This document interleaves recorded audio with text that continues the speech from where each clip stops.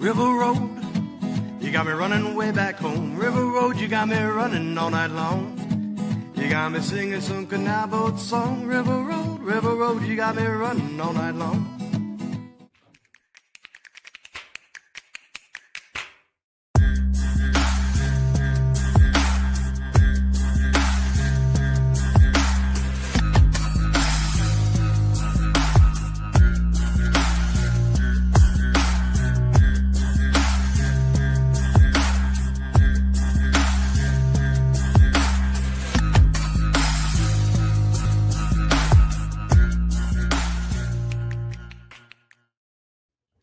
All right, everybody. Welcome to a rather somber edition of Niner Nuts. I'm Dan here along with Eric, whichever way I'm supposed to point.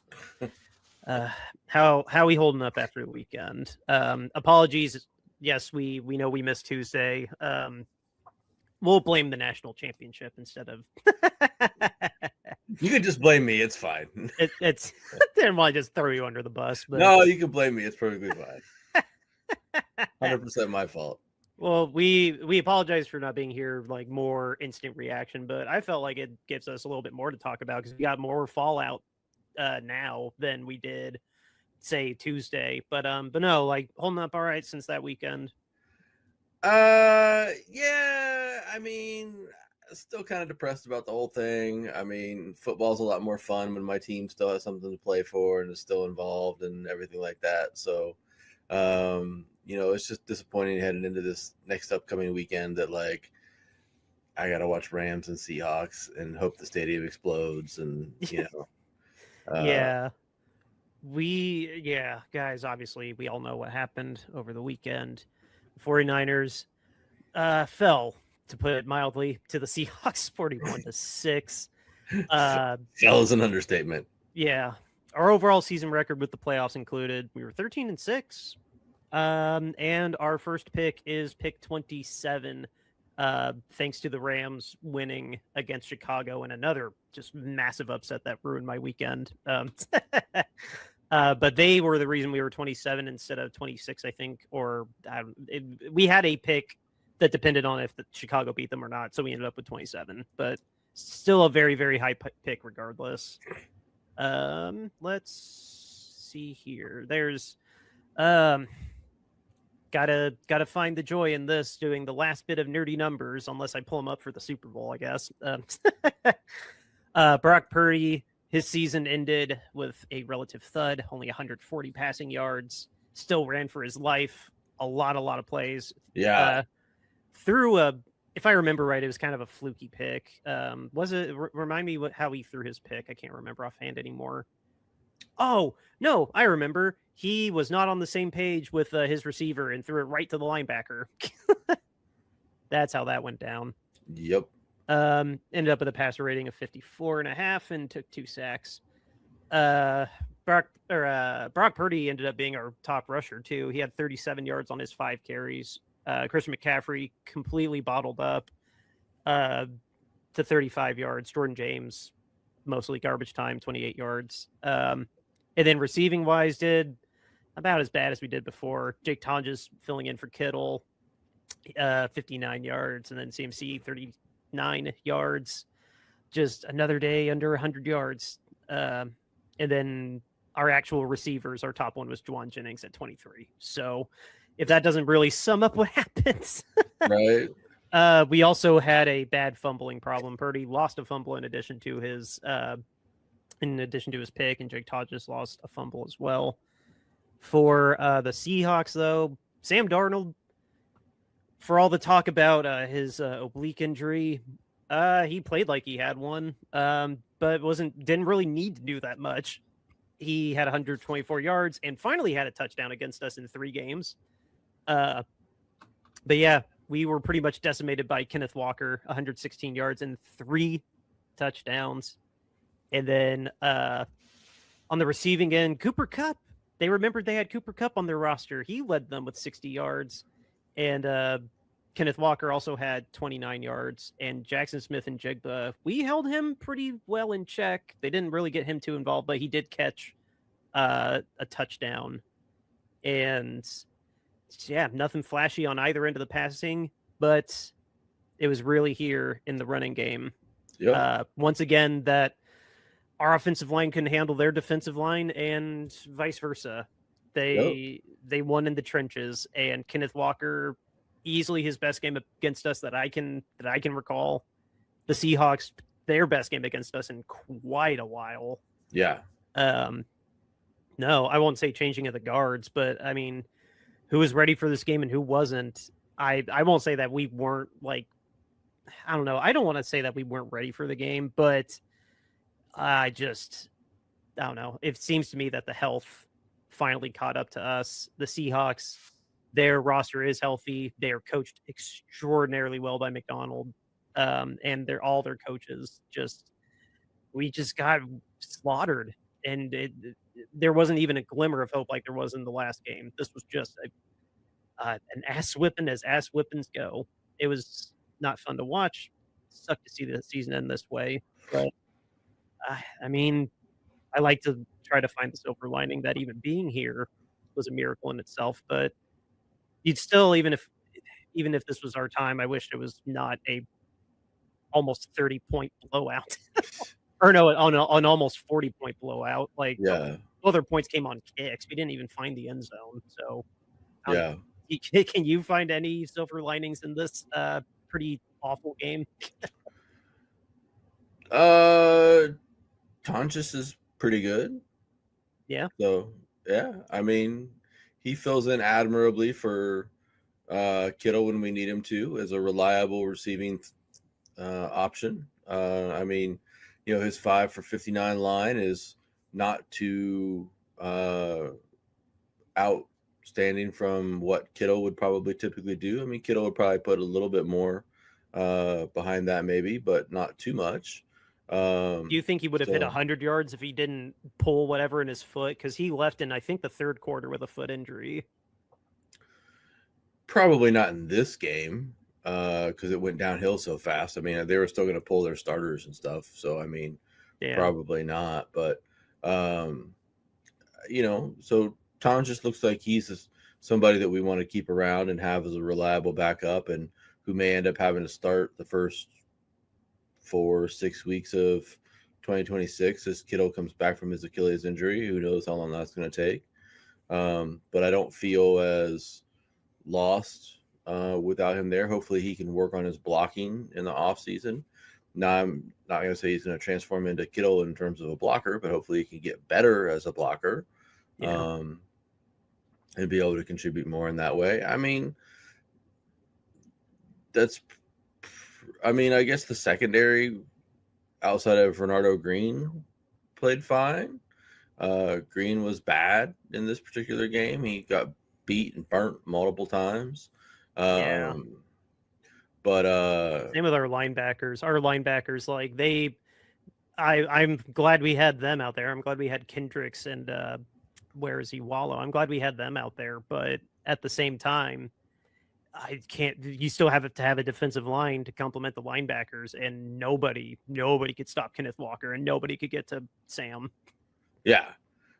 I mean, just the problem there is just not being able to generate any real pressures and any real constant movement on the line and be able to hold back the running game. I mean, we talked about it on the podcast before the game that the key to success was flipping the script back to game 1 where the 49ers led and I won't say dominated in rushing, but led in rushing and held the Seahawks to under 100 yards in rushing. We said that was going to be the key, that we couldn't have a situation like week 18 where the Seahawks just ran all over us and dominated the running game. And lo and behold, the Seahawks just ran all over us and dominated the running game again. And then with their front four, they're able to just generate so much pressure and so much, rush and crush the pocket so much with just their front four that they're able to drop 7 back in coverage. Purdy has nowhere to go with the ball. So, I mean, it was absurd. It was truly, including too, we buried a lead a little bit. The literal game started The first play of the game, Rashid Shaheed had a 199-yard kick return touchdown. So we lost in all 3 phases of the game. You want a harder hole to get out of right out of the bat. You don't get it more than a kick return touchdown on the very first play. I've only seen the Colts in Super Bowl 41 dig themselves out of a hole like that. And that was just the tip of the iceberg for us. And we went down very, very, very fast after that. And it was all 3 phases. That couldn't do anything against that insane defense. And then we couldn't do anything with our pedestrian defense. So yeah, all 3 check marks went to Seattle. Yeah, I thought that the Tonja's fumble was actually the worst of the 2 things that occurred to kind of get the game started there. I mean, I thought that the kick return for a touchdown was bad, but it's just kind of like they scored on their opening possession. I mean, it's not the worst thing in the world, right? I mean, it's just a quick score, it's an easy score. I mean, it puts you down 7 real bad early on, but I mean, it's just like they came down and scored a touchdown with their first possession. So I mean, it's not the worst thing in the world, but the 49ers had a chance to answer, and they were moving the ball a little bit, and then Ton just fumbled.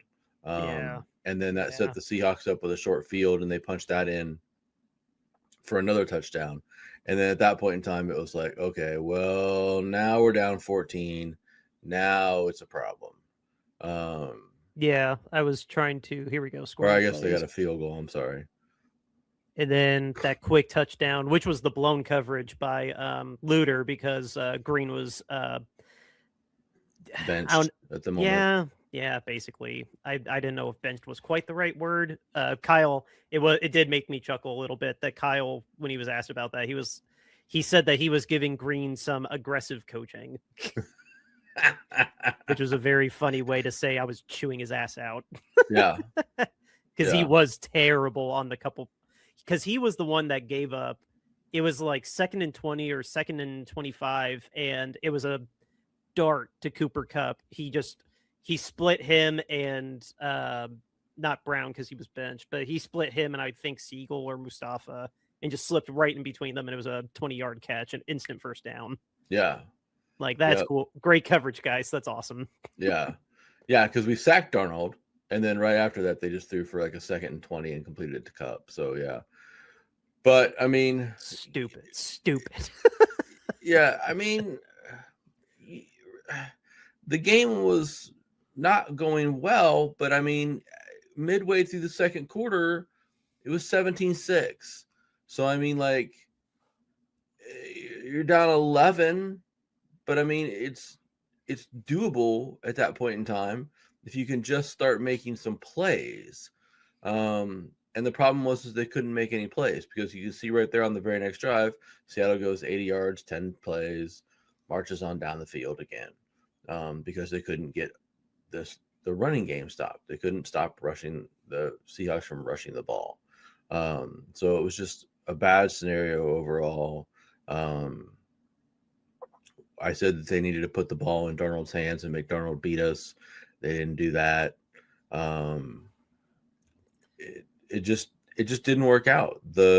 You kind of hit the nail on the head, early on, Dan, when you said that the offensive lines and the defensive lines just didn't match up. So, our offensive line didn't match up with their defensive line. I think, what did they say on the telecast, that Purdy ran for like 400 and some yards scrambling, basically? He scrambled quite a bit. I don't remember exactly. I think it was, if I'm trying to remember the exact number, I think it was like 120 yards or something like that.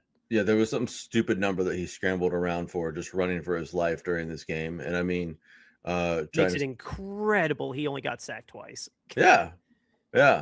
And then not one moment was comfortable in the pocket for him. There were very few. And then on the other side of that, the defensive line just couldn't stop the run. The Seahawks were able to just line up and run the ball for 6-7 yards. 6-7 yards every time. Hey, it's a party now. One of my friends showed me that if you Google that, it actually like tilts your screen. Oh, really? Yeah, it was. Can't lie, that was kind of cool. That's funny. So, but yeah, they were able to just do that and control the clock and control the ball and control the pace of the game and keep the 49ers offense really off the field. And it's the way that the game was going to play out. Now, I mean, defensively, the 49ers were better in the Week 18 matchup and didn't allow as many points. The Seahawks did. I mean, statistically, there's not really that much difference between this game and the Week 18 game. But point-wise, the Seahawks just put it on us. So, I mean, I don't know. I mean, there's no real good takeaways from this game other than we've got to get better along both lines of scrimmage, which naturally will just be better along the defensive line next year because we'll get Bosa back and we'll get Mikael Williams back. So, I mean, we'll just be better because we'll have our players back. I mean, God help them, they stay healthy again. Yeah, in theory, we should just be better across the board. Like, because man, I mean, I don't know what we're going to do with our wide receiver room, but on defense, we're going to get so much better just from health. Because that was what killed our defense was health. Yeah, we'll get better just from health, and we'll get better just because these guys played this season. I mean, the fact that these guys get to play in 2 playoff games this season, that's 2 extra games that they got under their belt, 2 extra playoff games they got under their belt, high pressure situations. You can't replicate. You can't replicate a playoff atmosphere in practice. So that is extremely valuable in itself for sure. Mm-hmm. Yeah, and it was really good for a lot of the rookies that played. Upton Stout has continued to get better and better all season long. He's 100%. He's been a really good fit and good nickel corner. Very awesome. I couldn't agree more. He's an awesome draft find.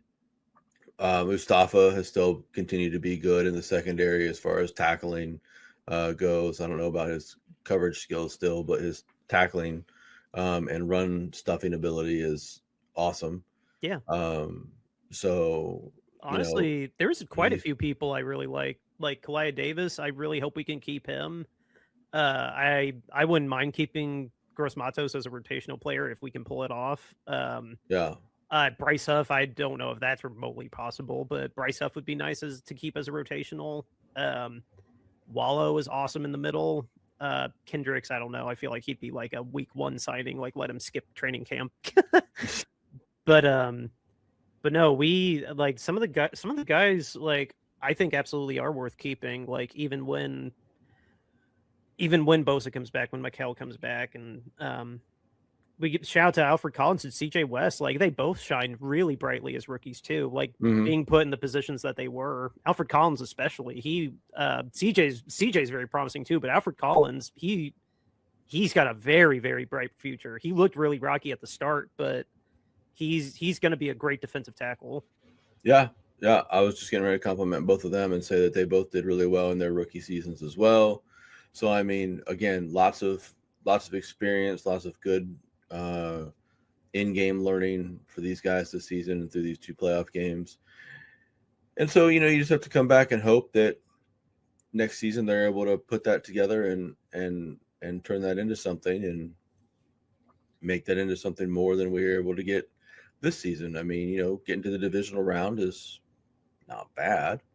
But you'd like to think that with the healthy roster and what they could potentially have next season, you'd like them to see them get a little bit further, some health on the defensive side of the ball and some improvements on the offensive side of the ball. And I think they can make a real run. Yeah, no, that honestly kind of gives me the segue I want to talk about the, just like going forward, like, because fortunately I'm going to take that down, at least for now. Oh, good. I'm so sick of looking at it. We have now had the state of the franchise. Took away some notes from there. So like really like looking forward and I guess eulogizing at the same time. I'll just reiterate what I was saying before. Like, the fact that we were here is a miracle in itself. And I thank God Kyle got nominated for Coach of the Year. Literally today, January 22nd, Kyle was officially nominated for the AP Coach of the Year. Yeah. Just well effing deserved. Well deserved. I'm glad the AP recognized that. Because no, we lost Brandon Ayuk. We didn't play with Ricky for half the year. We didn't have Kittle for a third of the year. We didn't have Purdy for a third of the year. And then all of our defense essentially didn't come back when they got hurt. All the offensive players did, except when Kittle's Achilles popped for good. Yeah. Like, and just remember these milestones from this year. We locked up a wild card in week 16. We were in the running for the first seed in the final game of the season. And then after that, even though we lost, we still got a road playoff win in Philadelphia. Yeah. Holy crap. Like, there's not, I don't know many teams that could handle what we went through. We could have crumbled like the Colts. We could have crumbled. Well, Baltimore ended up kind of coming back, but I mean, we could have we could have been in as bad a position as them or Cincinnati or a whole litany of, we saw teams just crumble and fall apart. Tampa, my Bucks disappeared. After their bye week, they went down the toilet too. Yeah. And we just kept fighting. And that's why I'm so happy that he's at least getting the nomination. I think Mike Vrabel's going to win for the Patriots, but so I at least still want to celebrate and take that away from the season, even though, yeah, we got a very, very interesting offseason. We get a power grid that we can investigate for injuries. We have to figure out replacing Robert Saleh because he is going to be the Titans coach. Yeah. We got to figure out what we're going to do in the wide receiver room because pretty much everybody is a free agent except Ricky and Jacob Cowing. And John Lynch finally, after months of not saying anything about Brandon, he finally said what we all knew. He's not going to be a part of the team, whatever the semantics of the release end up becoming. If it is a trade, if it is an outright release, yeah, I will personally put my money on an outright release, but yeah, we got to figure out what to do replacing Brandon. Like, that's what's probably scaring me the most because defensively, we've already said it. It's just a bunch of injuries. I don't know what the hell our wide receiver room is going to look like this coming season. Who's going to stay and who's going to go? Are we going to get Juwan back? Are we going to retain anyone else like Kendrick Bourne? Is Jake Tonjes? What kind of reinforcements are we getting with him? Because Kittle's probably going to be out at least the first month. It's a lot of questions. I mean, I just rambled. Like, what do you see looking into the immediate? What panics you looking into the future? A lot of the same stuff. I mean, it's all the same stuff. I mean, it's kind of funny that we were talking about, last year at this point in time. Well, not this point in time, but last year, we were talking about the defensive side of the ball and all the worries on the defensive side of the ball and what were we going to do on defense and how were we going to compensate and all the holes that we had to fill on defense and blah, blah, blah, blah, blah, blah, blah. And now here we are, fast forward ahead 12 months. Now we're talking about all the potential problems on offense, right? And really the only problem is just wide receiver, which we thought we had figured out last year. Turns out we didn't. And now it's a problem again. And I don't know how they're going to fix it this particular year because you and I already talked about the free agent list and the free agent list sucks. So, I mean, it's not like they're going to be able to go out and sign. I mean, I think there were like 3 or 4 guys on the list. That list you sent me, like Alec Pierce, it would be nice to have a real like safety splitting deep threat, but that's all he is. I think we need a legit bona fide like big body AJ Brown number 1 receiver. And I like Ricky a lot. I don't know if when he's healthy, knock on wood, he can be that. Because that's what Brandon was. Brandon was supposed to be our big body number 1 receiver, and he decided to go AWOL. So F us, I guess. I don't know how we're gonna replace that because Alec Pierce is not that, and I can't imagine we're trading for AJ Brown. So stranger things have happened. He does want out. I'm not disputing that. He does want out, but coming to us, John has pulled some magic, so we have traded with the Eagles in the past, so I mean it's not unheard of. So I don't know. John is unpredictable. We both know that. Yeah. I mean, we need to get a receiver from somewhere. So I don't know where we're gonna. And I agree with you. We need to get a big-bodied, receiver that you can just throw the ball to and assume they're gonna make the catch, right? So a guy like that, they can catch it in traffic and that kind of thing. And it's no disrespect to Ricky. He's not a number one. Like you're a perfectly great. Look at Juwan. He's a perfectly great receiver, but he's just not quite a number one. Same with Ricky. It's great complementary pieces, but who is our Josh Gordon? Who is our AJ Brown? Who is our Michael Pittman? You went to Josh Gordon. I couldn't say Calvin Johnson. Yeah.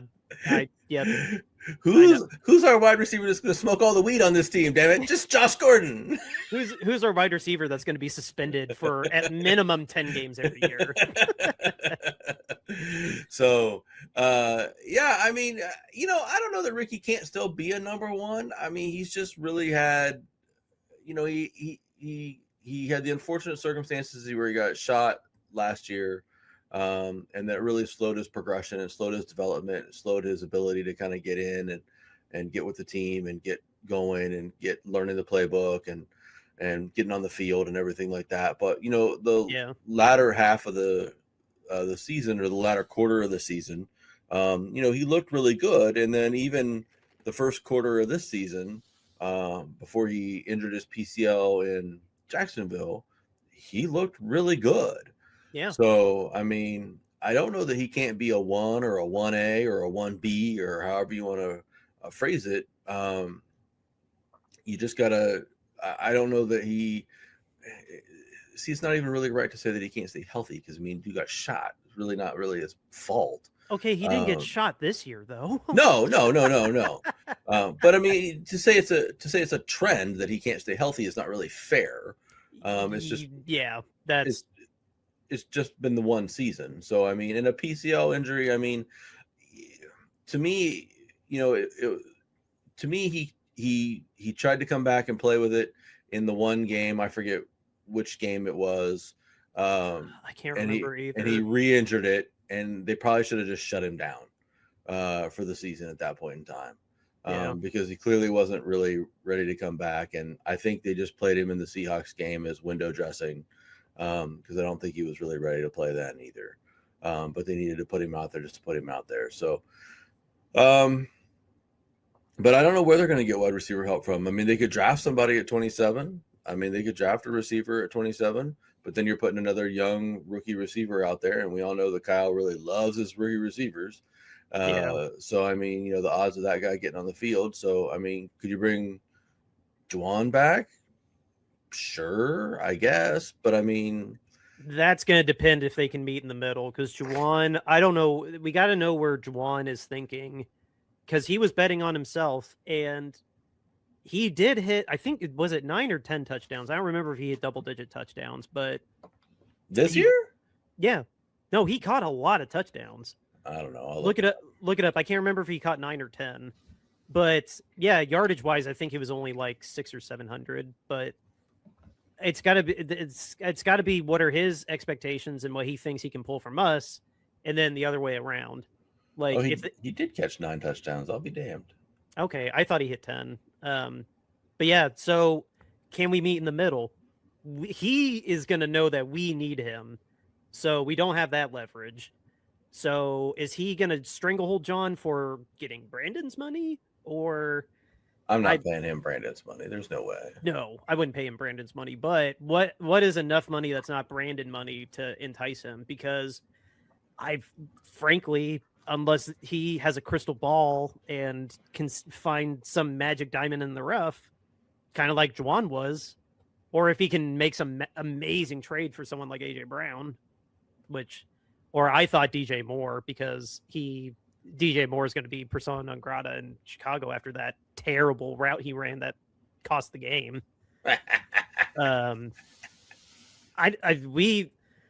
We kind of need him, at least at this current day, at this current time in late January. We need Juwan back because there's nothing really behind him. Like, beside, yes, Ricky's good, but then everyone's a free agent or like a second year. Like, I don't think he's coming back. I think some other team will pay him more money than we're willing to pay him, and he'll go someplace else. So, that it's not wouldn't a surprise me. yeah, which is not a bad thing. I mean, fine, go get your money. You deserve that after all the years of being a restricted free agent and playing for us for peanuts. For I mean, real. that's fine, and I don't begrudge him that at all. I mean, He got to a Super Bowl with us, so he threw a touchdown in a Super Bowl. It's not like he it's not like he's got bad memories with us. Yeah, I mean, I guess I don't know. I mean, hopefully he gets the opportunity to go to another franchise that's actually good. Hopefully he doesn't go to someplace like the Browns or something like that where they stink and need receivers, or Tennessee where they stink and need receivers. But I mean, who knows? You say that, and Saleh. I mean, Saleh might talk him into coming in for the rebuild. Play with give Ward someone better to throw to. Maybe, but they're still going to stink next year. It's not going to matter. Yeah. So I mean, in that division, there's 3 teams better than them. Yeah. So we'll see. That's generous if the Colts can get back. Hopefully. Yeah, they'll be fine. But so I mean, he'll probably all my teams went down the crapper this year. Not Indiana. Yeah, true. And I was trying to save that for the end. That was the only good thing that happened this weekend. Be proud of me. I was deliberately waiting to save any talk about that until the end because I'm a professional, damn it. And this is a Niners podcast. All right. So, but yeah, hell yeah, Indiana. But save my piece for that later. So I think Jennings will end up going someplace else with a more. I mean, the Steelers need wide receivers. I mean, there's all sorts of teams out there that need receivers, and they're probably going to be willing to pay him. Steelers are going to need a quarterback. Steelers are going to need a quarterback as well. There, he can go play a quarterback there too. Wasn't that wild that in high school when he was like 17, he was rated higher than Joe Burrow and Josh Allen? Yeah, and Lamar too. That is just wild. I can't. Yeah. And then he gets to where was it, Tennessee, and they're like, wide receiver. Yeah. It's weird how that goes in life for those guys. I mean, just catching passes from the pastronaut too. Yeah. So I mean, I don't know. I don't think we'll be able to keep him. So I don't know what the receiver room is going to look like. It's going to be really strange. It's going to be filled with a bunch of new faces and new. Kendrick Bourne, baby. I mean, I'm not opposed to bringing Kendrick Bourne back. He's a popular guy on the team. He's a popular presence in the locker room. Yeah. I mean, he's shown that when given the opportunity, he can make plays and he can do good things on the field. I mean, he had 200-yard plus games for us when Mac was out there. I mean, it would just take him some time to develop some chemistry with Purdy. Is Robinson a free agent too? I can't remember I think we got Robinson on a 2-year deal. So I think he's a contract year. I don't think he's an outright free agent. I'll look. I would love it if, if we could get Robinson more involved. I feel like that was something we could have definitely done better at utilizing Robinson because he had plenty of gas in the tank from what I saw, the way that he was running routes. Yeah, I don't know why we just didn't. I don't know, like he just didn't seem to like click for whatever reason. You know what I mean? Yeah. Oh yeah, if you're looking it up, but. Yeah. Okay, well, I'm glad we're on the same page that the wide receiver outlook is very opportunistic. I won't say bleak. I'm trying to say positive. There's plenty of opportunity for for our wide receiver room. Yeah, plenty of room for people to step up. DeMarcus Robinson is guaranteed. He is under contract for next year. Is it a contract year or? Yes, it's a contract year. Okay. I'd imagine at his age we can make him play that year without an extension. Yeah, he's 32. Yeah, he's my age. That's awesome. So yeah, I mean, he should be able to. We'll make it. He'll play without extension. I bet. Yeah, he's got some void years on his deal, which is funny because his deal was not that much. But that's just funny money. That's just no. I was talking about with Brandon yesterday. Like the void years are just for cap. Like we've paid DeMarcus that money, but it's not going to count until then. Like it's, I don't know, cap. that cap space is weird. Yeah. So we've got Demarcus Robinson under contract still. Like you said, we got Jacob Cowling, who didn't see the field at all. That was a hell of a hamstring pull he had. Yeah. I don't know. I don't know what we're gonna do for receivers this coming year. It's just gonna be. Should have kept Bell on the roster. Should have kept Ronnie Bell. No. No, sir. That card I have is so worthless now. I love it. James was so sweet to find me that card, and now it's worthless. Yeah. I'd still treasure it. That's so funny, though. Oh, my God. Yeah, we've got Jordan Watkins. We've got... He didn't play at all, and he had that really promising preseason. So yeah, there's that's some optimism. Hopefully he can get on the field. We have a guy named Colton Dowell on the roster. Well, he's under contract, I guess. So, I mean, there's something there, I guess. So, but it's going to be, they're going to have to make some moves. They're going to have to try to pry someone away from someone else, I would guess. I mean, you have to be a malcontent somewhere else that needs out like A.J. Brown, and they're going to have to try to pry him away and stash him on the roster. But I don't know how they're going to make that happen. So we'll see. But it'll be a very interesting offseason from that perspective. I mean, and we'll have. Or what were you going to say? I'm sorry. Oh, they definitely need to improve in that spot, though, because they just don't have anybody that can make a contested catch. They don't have anybody that can. I mean, Kittle can, but they don't have anybody that can make a contested catch from the wide receiver perspective. They don't have anybody that can create separation from a wide receiver perspective. I mean, we were talking about Juwan there a little bit ago, and I mean, I like Juwan. I like the energy that he brings. I think that he's a good player. I think that, he does good things and stuff like that. But, like, against good teams, he doesn't get open.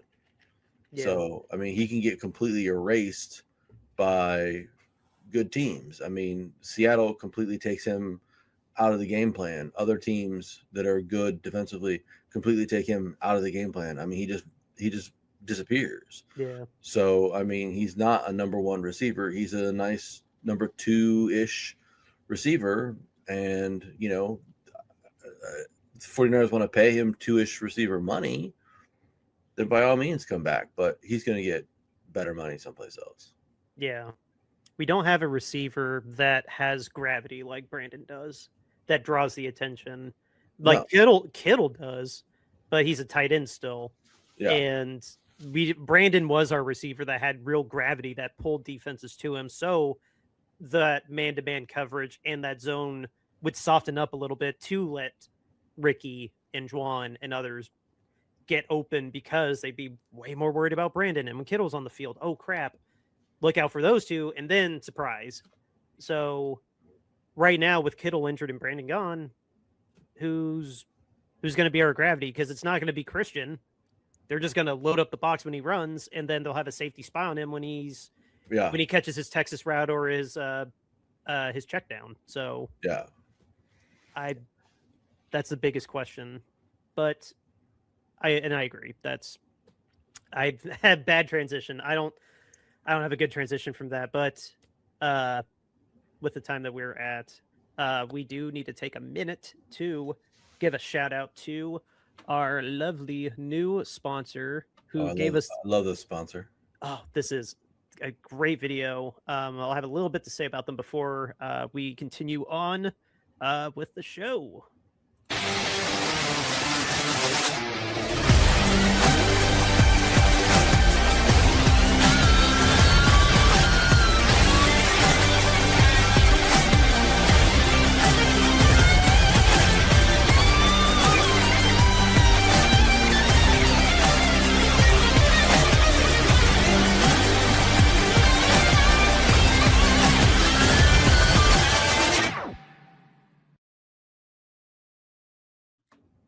Yes, guys, one of our sponsors is the Columbus Lions of the AAL Football League. There was a tryout that did happen this past weekend. If you did go to it, I hope you had a lot of fun. Take a look here. This is brand new. Seeing this for the first time. The home schedule is out now. They are playing the Tri-City River Gators, the Wheeling Miners, the Mississippi Wolfpack, Jersey Bearcats, Carolina Predators, the Peach State Cats. That's awesome. These names are awesome. So yeah, you can definitely go on here, take a look at ticket options, follow them on all their socials. If you have an opportunity to go check out one of these games, go do it. We are going to have AAL content here on the Shady Sports Network. Follow our socials for more information on that. Can't lie, this is pretty cool. I'm very happy these guys are a sponsor for us, and I'm definitely going to be checking them out wherever I can find them on streaming because I cut the cable. But this is awesome. Love these guys. Okay, so pulled that down. All right, so you know what? Like, we're gonna have a whole off season to really dissect and get into this, and I'm ready to. We need to talk. We need to tell James. Sorry for kicking the Eagles out of the playoffs. So, before we really get into it, I will continue divulging away from the NFL for just 2 seconds. Oh, look what came in the mail today. Oh, look at that. Oh yeah, the on-field hat. Nice. The one good thing that happened this weekend, my Indiana Hoosiers, they went on to play Miami, the U in Miami, and sucks to be you guys. Oh man. I'm just over the moon. I couldn't believe it. I know it's the same story from any Indiana fan that you will ask or hear about when you go online. Like, I've already heard Rich talk about it. I listened to a little bit of Pat talk about it, but it's truly like, this is just unreal. It's hard to put into words just how amazing this is that Indiana, of all schools in this wild west of NIL, still very young into this experience. Well, we're only on like the third year of NIL, and we hire this coach from James Madison, and he just whips it out right there on the table and says, "I win. Google me." And 2 years later, we're won the Natty. It's just the losingest school in FBS history, and the laughing stock of the Big Ten for decades, and just stuck our birds up and said, "Come get us," and no one did. Yeah. Cannot believe it. Yeah, very impressive. Just on cloud nine, man. You won a Natty last year. I got a Natty this year. James doesn't cheer for college, so we can't continue this on for a third year. But well, the Buckeyes could win the Natty again next year. It'd be fine. Yeah, no, that's true. This is gonna have some gravity for our next matchup next year. Yeah. They should play in the regular season next year, I would think. I don't know what the schedule is. I haven't seen it, but whether it's the playoffs or not, like, we're gonna both put our Natty hats on, and that's gonna be a hell of a game. I cannot wait. But just like an interruption for a sponsor, I wanted to go ahead and interrupt that. Yes, proud Hoosier fan. I'm so excited. So I'm not going to go to Bloomington to celebrate because I don't want to be in a crowd that big, but because the town of, it's amazing Bloomington's not burned to the ground right now. Fernando Mendoza actually was at a signing at a store in Bloomington, and literally people were like 24 hours in advance waiting outside of the store that he was going to be signing things at. Oh, wow. Minutes, by the way. Only 90 minutes. It's incredible. I don't think it is hyperbole to say that this is one of the greatest sports stories of all time. I know it's biased coming from me, but I don't know. When I objectively look at the check marks for like what's a great sports story, how the hell is this not one? For sure.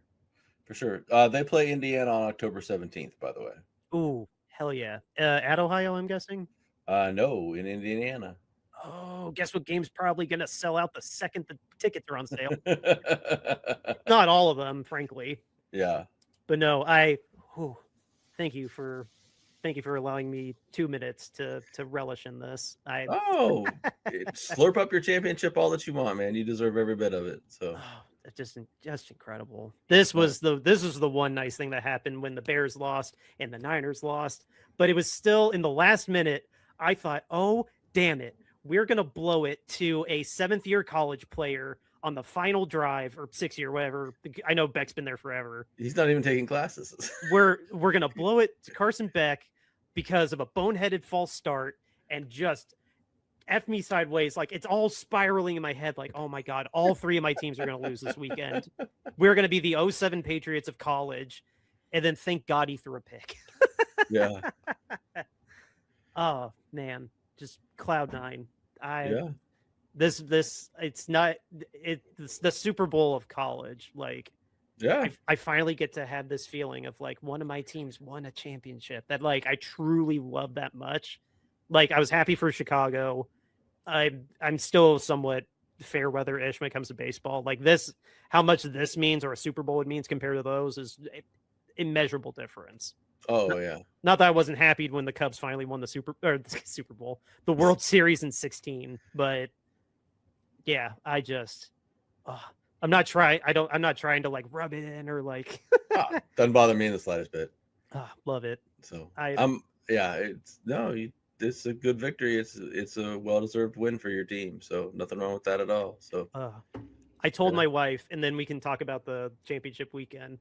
I told her that what we witnessed is true sports history, and how rare it is to see objectively like a Cubs winning the World Series, like the Patriots pulling off 28-3, Nick Foles winning the Super Bowl as a backup. Like, true sports history. Yeah, it is so rare to see a moment like that happen, and it just, I'm man enough to admit I cried.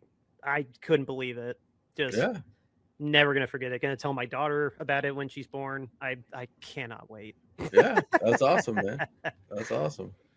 But yeah, that was the one fun day of this weekend. Now let's talk about the championship game that neither of us want to watch.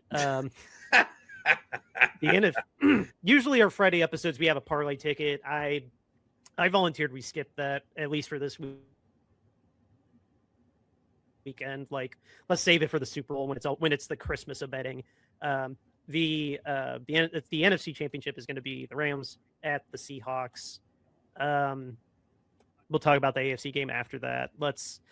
I don't know. Do you care? Obviously, we don't care who wins, but I want the Seahawks to win because I want to be able to say that I lost the eventual Super Bowl champion. So, I mean, that's my goal. Is I want to lose to the Seahawks, or I want to see the Seahawks win. Ugh. I can't even get the words out of my mouth. So, but yeah, you get my point. Yeah.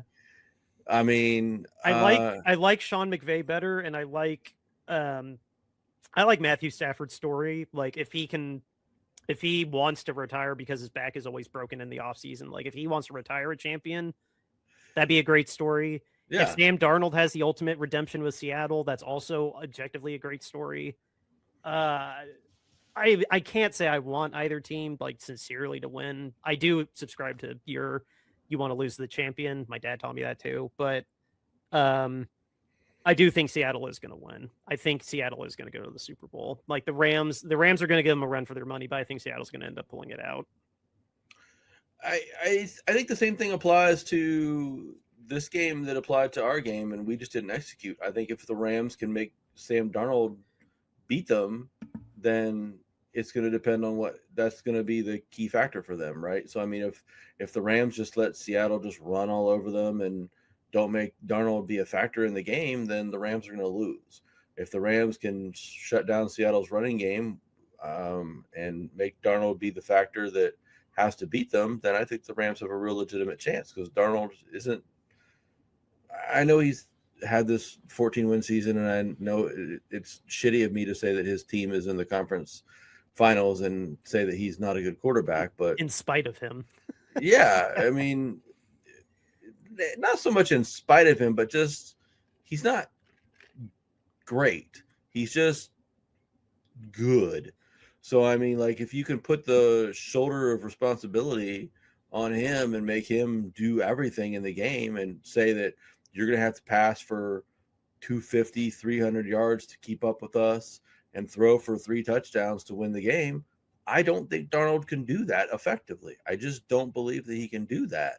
So that, I think, is the Rams' key to victory. And I think the Rams have better personnel to be able to force Seahawks into that situation. Now, at the same time, I think Seattle can do the same thing to the Rams that they did to us. I think they can use their front four to get pressure on the Rams and just play 7 in coverage and make it very difficult for Stafford to find places to throw the ball. Now, will he still find some places?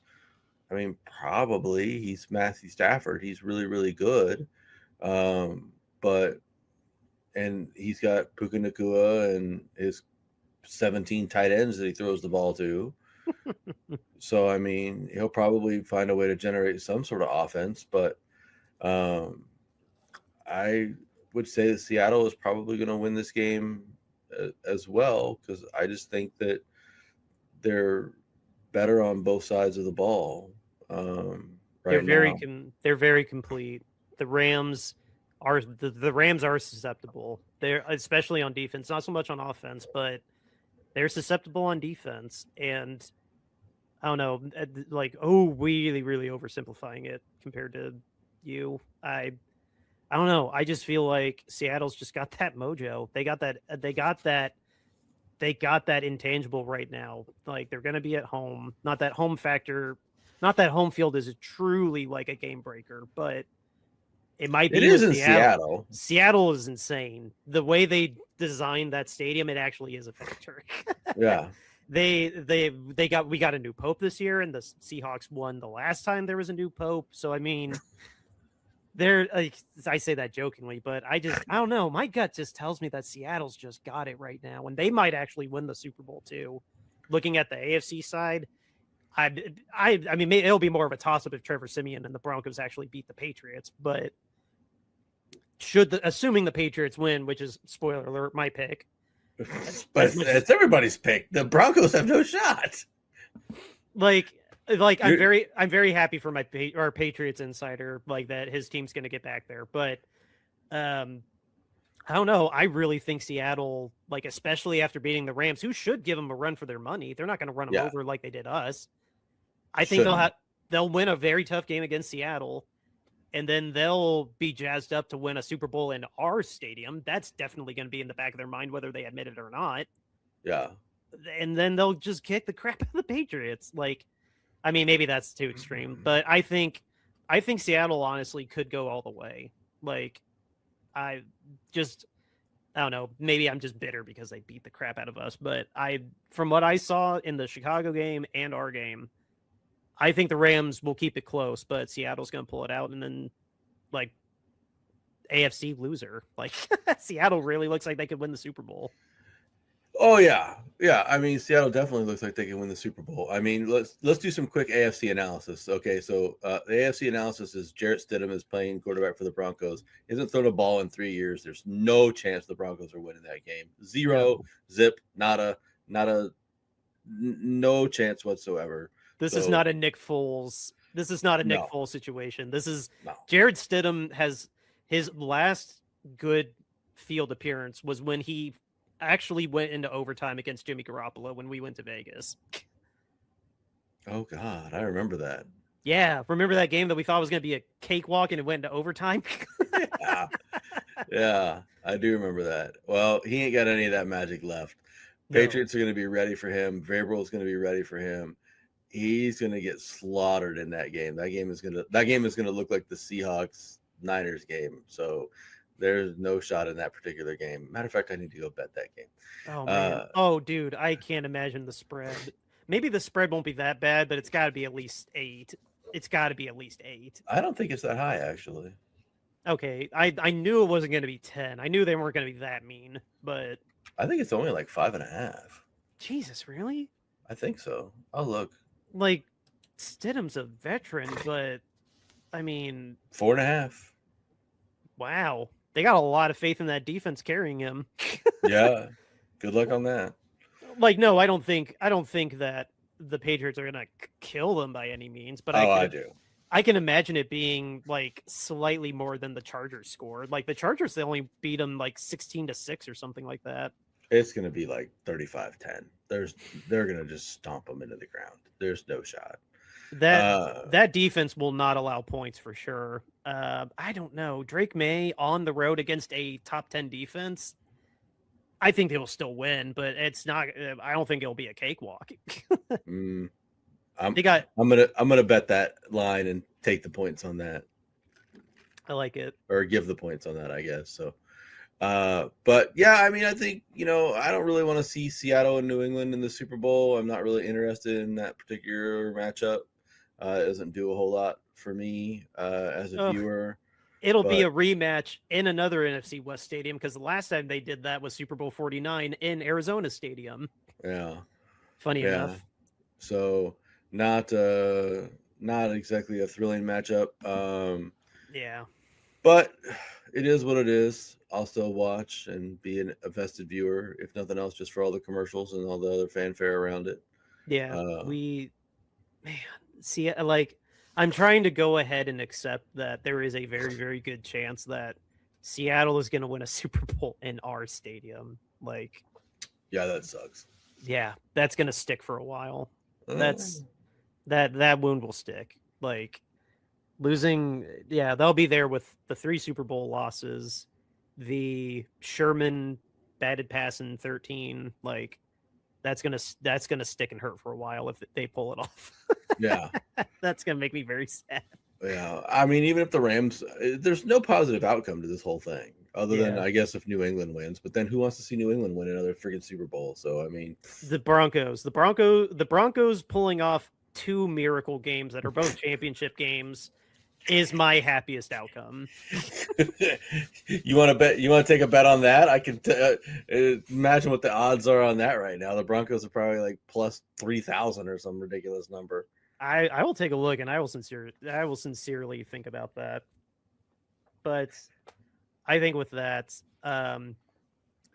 we will have complete Super Bowl preview and conference championship breakdown on Tuesday because I'm not delaying us. That was a special delay for me. Thank you for letting me watch my team win on Monday.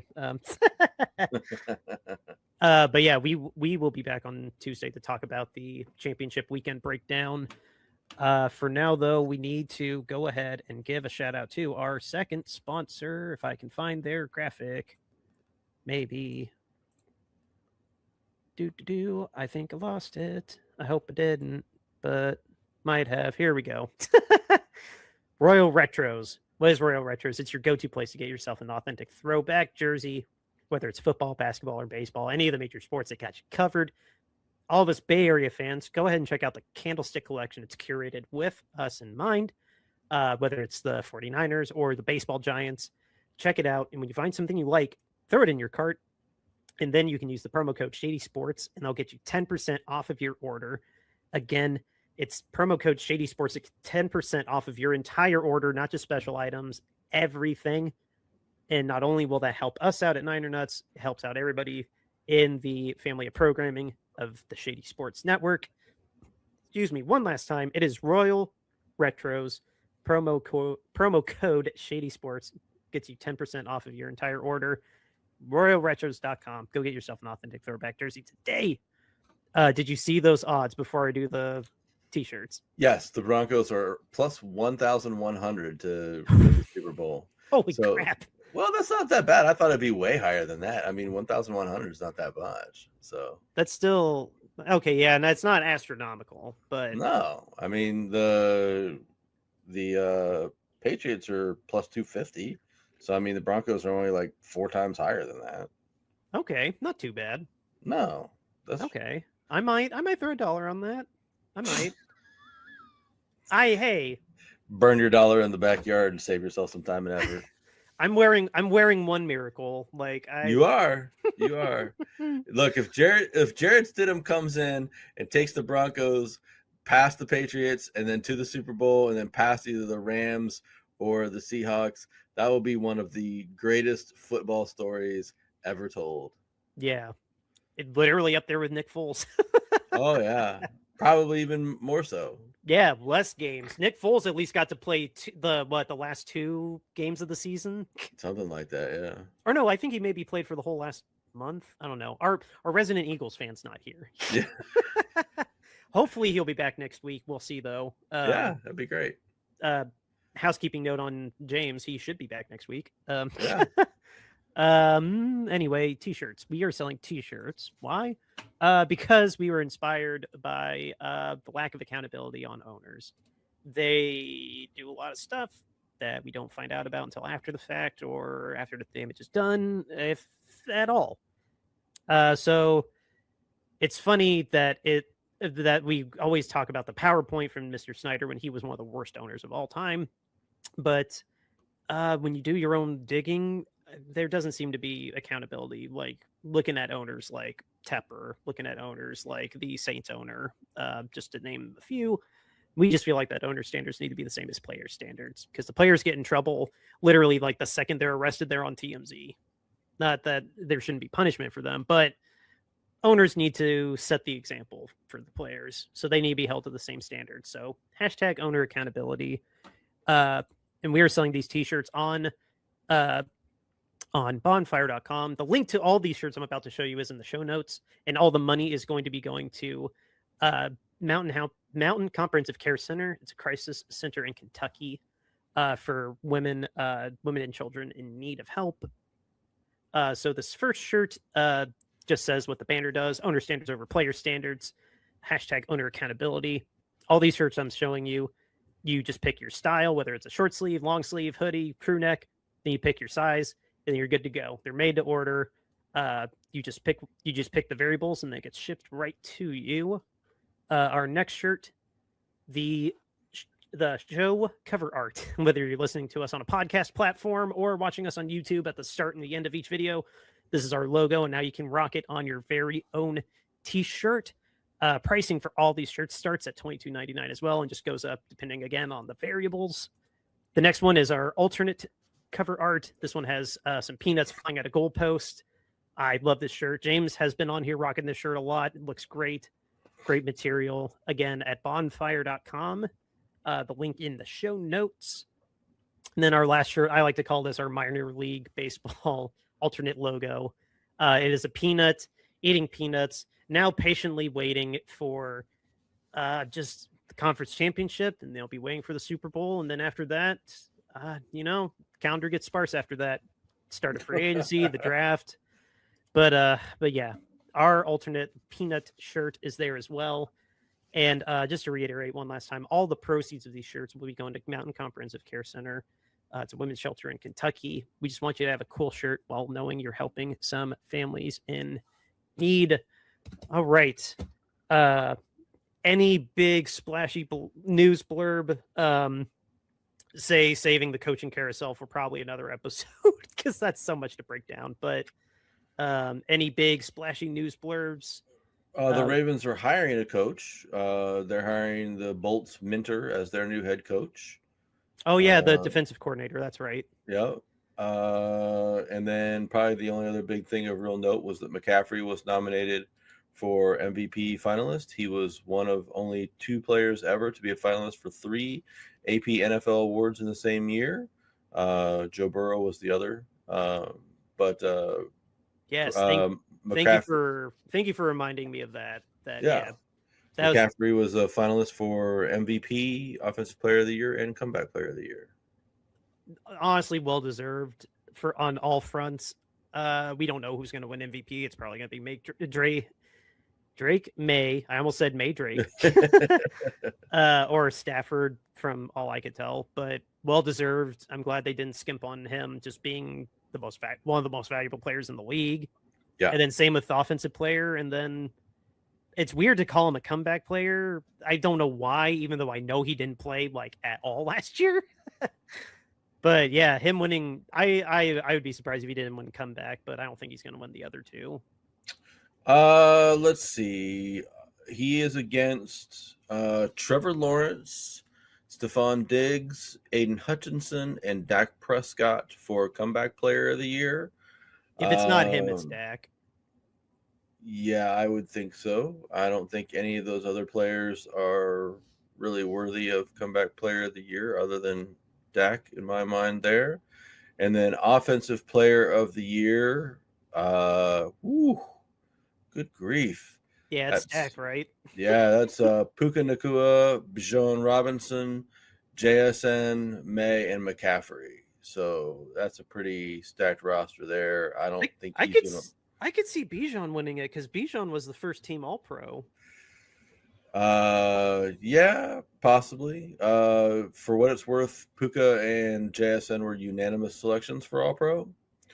Okay. So they're probably going to be the lead dogs in the race there. I don't think McCaffrey's got a shot at either Offensive Player of the Year or MVP. No. But he certainly has a real right to comeback Player of the Year. He only plays like 5 games last year, and then has another 2,000-yard season. Yeah, I don't like, no disrespect to the other guys, but I don't think any of them hold a candle to that other than Dak Prescott.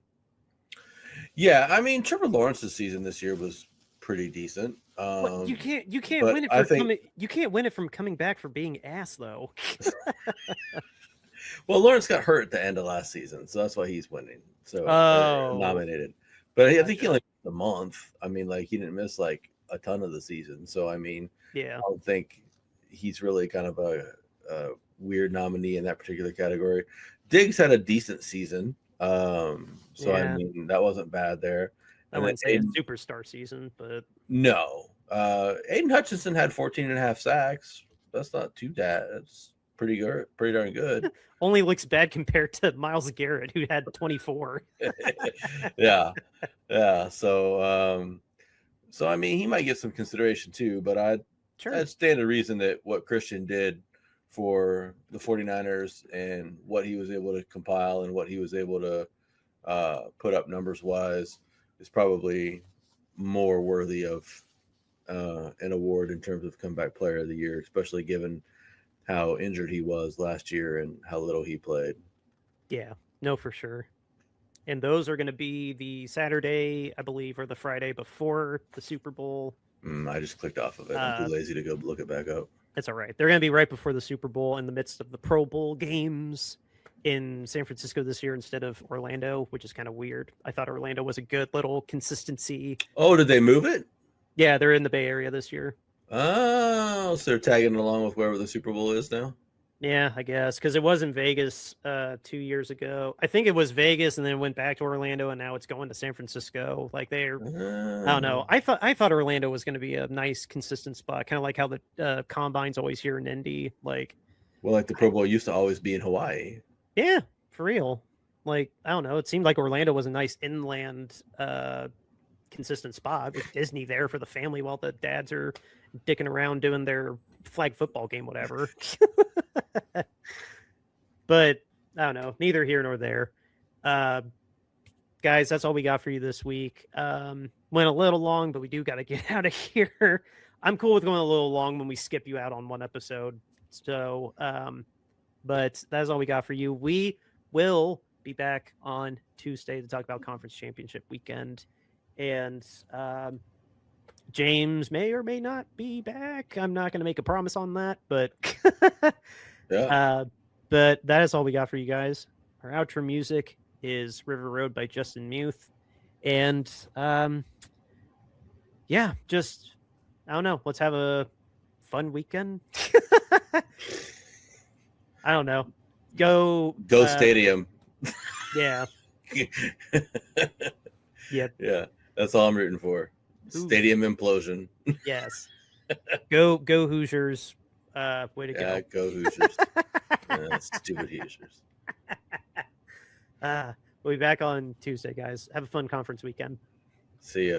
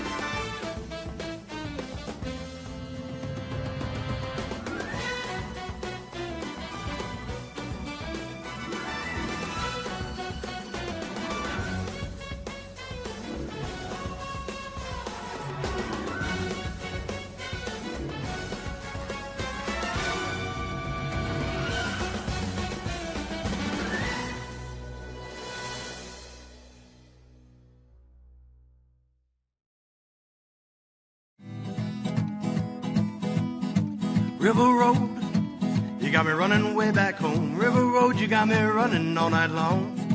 You got me singing some canal boat song. River Road, you got me running all night long. River Road, where have all the women gone? Have they kissed her hand and waved you bye-bye?